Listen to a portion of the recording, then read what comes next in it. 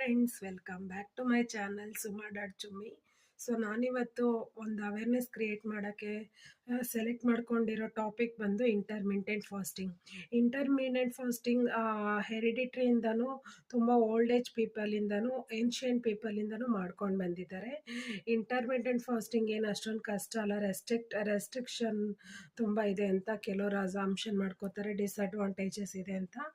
Breast feeding ಮತ್ತು ಬಾಣಂತನದಲ್ಲಿರೋರು ಬಿಟ್ಟು ಎಲ್ಲರೂ ಇಂಟರ್ಮಿಟೆಂಟ್ ಫಾಸ್ಟಿಂಗ್ ಮಾಡ್ಬೋದು.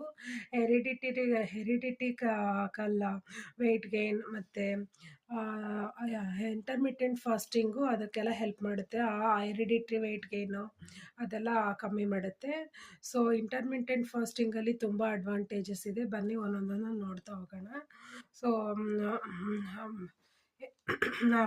ಫುಡ್ಡು ಟೈಮು ರೆಸ್ಟ್ರಿಕ್ಷನ್ ಹಾಕ್ಕೋಬೇಕು.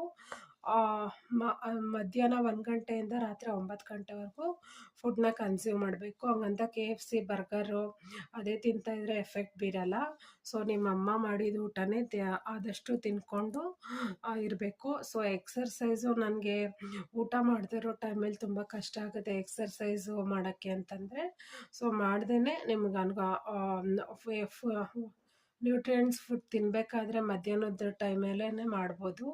ಸೊ ಎಕ್ಸರ್ಸೈಸ್ ಎಲ್ಲ ಫಾಸ್ಟಿಂಗ್ ತುಂಬ ಪರ್ಸೆಂಟೇಜ್ ಹೆಲ್ಪ್ ಮಾಡೋದ್ರಿಂದ ಎಕ್ಸರ್ಸೈಸ್ ಸ್ವಲ್ಪನೇ ಇಟ್ಕೊಂಡ್ರೂ ನಡೆಯುತ್ತೆ. ಇಂಟರ್ಮಿಟೆಂಟ್ ನಿಮ್ಮ ಅಮ್ಮ ಮಾಡಿದ ಫುಡ್ಡೇ ತಿನ್ನಿ, ಆದಷ್ಟು ಹೆಲ್ತಿ ನ್ಯೂಟ್ರಿಯೆಂಟ್ಸ್ ತಿನ್ನಿ. ಚಿಕನ್ನೇ ತಿನ್ನಬೇಕಾ, ಸೊಪ್ಪೇ ತಿನ್ನಬೇಕಾ, ವೆಜಿಟೇಬಲ್ಸೇ ತಿನ್ನಬೇಕಾ ಆ ಥರ ಏನಿಲ್ಲ.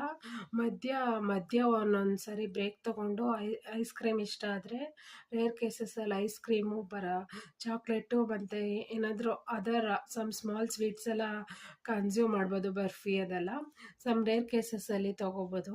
ಸೊ ಇಂಟರ್ಮಿಟೆಂಟ್ ಫಾಸ್ಟಿಂಗ್ ಅಂದರೆ ಜಾಸ್ತಿ ಏನು ರೆಸ್ಟ್ರಿಕ್ಷನ್ ಇಲ್ಲ. ಟೈಮ್ ರೆಸ್ಟ್ರಿಕ್ಷನ್ ಮಾಡಿಕೊಂಡು ಟೈಮ್ಗೆ ಅನುಗುಣವಾಗಿ ತಿನ್ನಬೇಕು.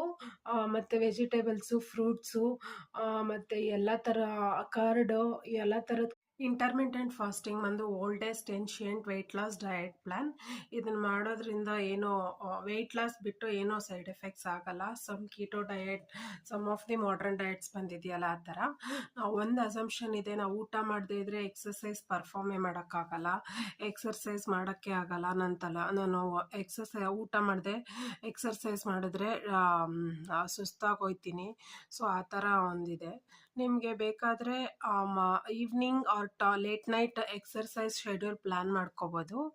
ಇಂಟರ್ಮಿಟೆಂಟ್ ಫಾಸ್ಟಿಂಗ್ ಮಾಡ್ತಾನೂ ಆ ಥರ ಎಕ್ಸರ್ಸೈಸ್ ಪ್ಲ್ಯಾನ್ ಮಾಡ್ಕೋಬೋದು. ಸೊ ಇಂಟರ್ಮಿಟೆಂಟ್ ಫಾಸ್ಟಿಂಗ್ ಒಂದು ಮೆನೆಸ್ಟ್ರಿಯಲ್ ಸೈಕಲ್, ಬಾಡಿ ಶೇಪ್ನಿಂಗ್ ಎಲ್ಲನೂ ಆಲ್ಟರ್ ಮಾಡುತ್ತೆ.